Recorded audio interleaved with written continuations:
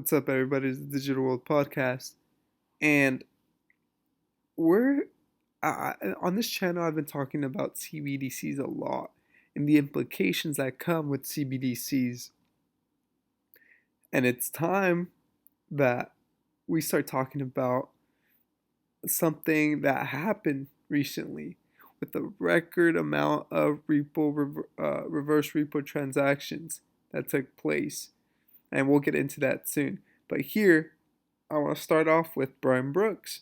And he's talking about you don't want to stifle innovation because of the price of, let's say, Dogecoin, which we all know was created as a meme to make fun of, you know, Bitcoin essentially.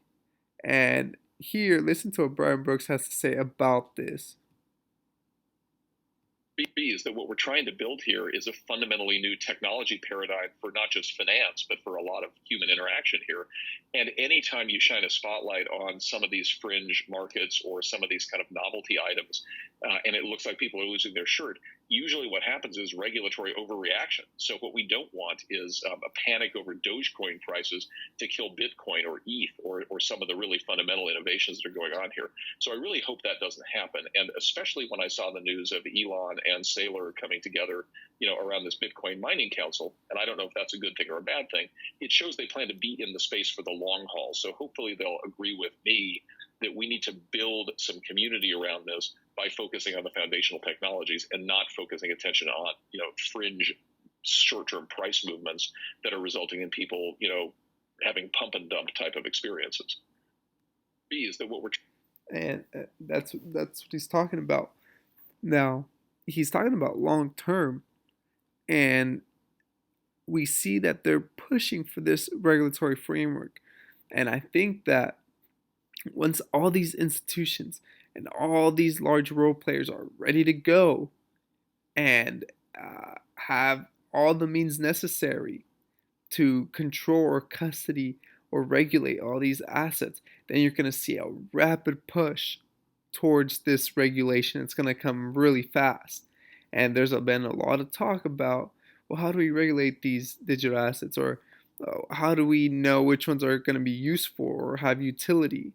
And that'll be the, moment in which we realize which assets actually bring utility and which don't, because the ones that don't will be regulated out. And you'll see that, and you'll see the drop in price, or maybe not. And this is all speculation as of now, but we see where the current is trending, and we see where this is headed, and this is going to include CBDCs.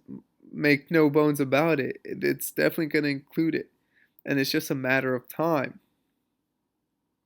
Now, here, Real XRP Boy gives us a reminder of the utility in the digital asset XRP. You could talk about the idea of the old concept of the banker coin and a neutral asset being in place of a global reserve status of the dollar, and possibly that being XRP.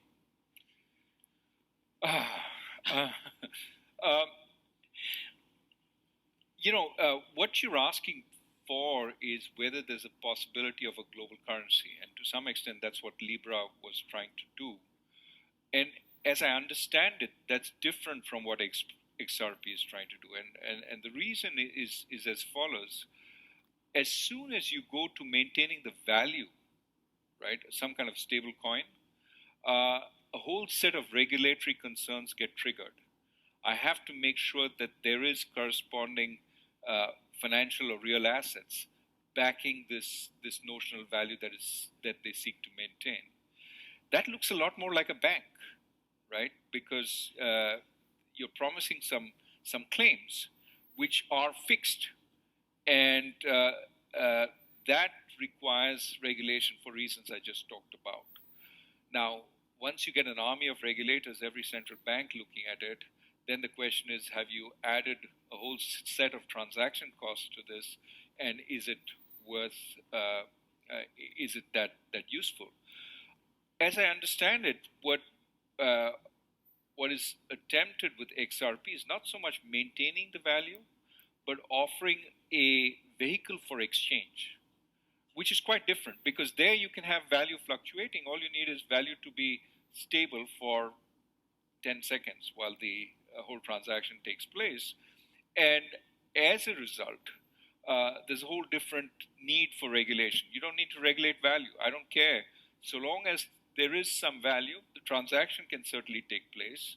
And as a regulator, I'm not so worried about either this displacing my fiat currency, because you're moving from one fiat currency to another. It's just an interim value.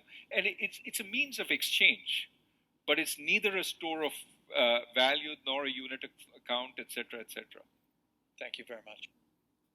And there you have it. Now moving on, we have Bank of Indonesia joins other central banks in the race to launch CBDCs.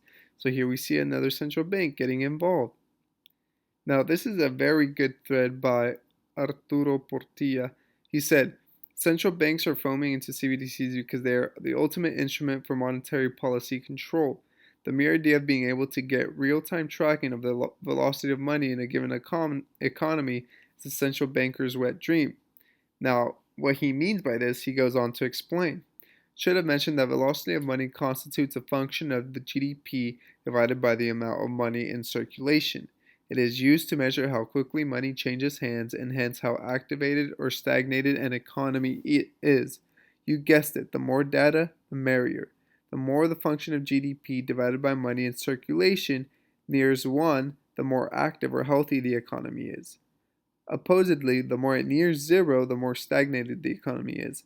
So CBDCs would render real-time data on who is and who isn't facilitating the movement of money, which gives, these central banks the ultimate control, because they literally get this real-time data. They're able to see what's going on, and then that'll give them an idea of where they need to focus on or where they need to funnel the money. And you can implement negative interest rates, which would incentivize people to spend their money. And also it would allow for them to funnel or direct money to certain areas because it's all digital, so it'd be easier for them to do that. So hence central banks would be able to immediately introduce monetary policy controls or economic incentives or disincentives, such as interest rate modifications, which negative interest rates, which I was talking about, or stimulus distributions specifically directed to those who are contributing to drive the economy to stagnation. So that's what I was saying. They can directly target an area that needs to be targeted. Higher interest rates take money out of circulation by incentivizing savings. Low interest rates places money back in circulation by incentivizing savings, or like negative interest rates. Stimulus distributions usually incentivize spending, more even so if interest rates are kept low. The more data you have about the users of money, how they're using their money, and why they're using it like they do, the more efficiently the monetary policy controls can be deployed. That, folks, is why CBDCs are the ultimate honeypot for central bankers. And and it can sound like a really great idea, and you can have a highly efficient system. But with that comes the ultimate control, and you become a slave to the system. In other words, you no longer have that freedom that you once had with cash, for example. And I don't think people really understand the magnitude of what that means. And to put this into perspective, there's a Fed reverse repo volume that hit record high. Now, why is this important? Okay, because it's showing the cracks in the system. Usually, it said here, the Fed launched its reverse repo program in 2013 to soak up extra cash in the repo market and create a strict floor under the market rates, particularly its policy rate. Eligible counterparties lend cash to the Fed in return for Treasury collateral on an overnight basis. So essentially what these commercial banks can do is they'll lend cash to the Fed in return for the collateral, which are treasuries. Okay? And what will happen is, it either have a very low interest rate or low interest rate, and they'll swap. However, it's still on the Fed's balance sheet. Okay? It isn't removed at all once they swap again. And this is very interesting. And when it's all said and done, and you look at the overall picture, and if you want to learn more about this, I would watch the video that George Gammon did on the repo market. But when it's all said and done, and you look at this, you see that it seems to be that all the balance sheets of commercial banks, the Fed, financial institutions, all these balance sheets are combined.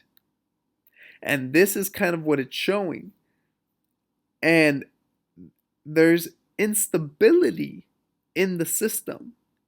Yes, these commercial banks or these financial institutions, once they sell those treasuries back to the Fed buys them at a slightly higher cost. So these commercial banks or these financial institutions make money off of them.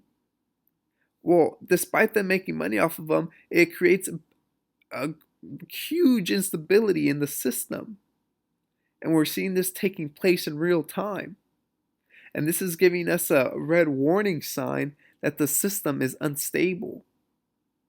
And it's also telling us that there's one large balance sheet, that all the balance sheets have been merged, because by the Fed's balance sheet not changing when it gives away treasury collateral and then buys it back, that gives a huge signal that there's been, central planning on a massive level. And what that tells me is, with the instability there is in the economy and the markets, and with this one major balance sheet, that there's going to be a moment in time where, one, there's going to be a liquidity crisis, and we know there's some kind of market crash coming. And if we have one large balance sheet that's under, control basically by the Fed, we might see, or we are going to see, the implementation of CBDCs. And along with that, the XRP ledger and the native token XRP will be used for that. And so these are little signs, little cracks in the system that you see that give you a red warning sign of where we are. And also, it lets me know that it's almost time to implement utility coins to the system. I hope this episode has brought you some value. Like and subscribe, comment below. What are your thoughts? As always, I like hearing from you. This is a Digital World Podcast, and I'll see you in the next episode.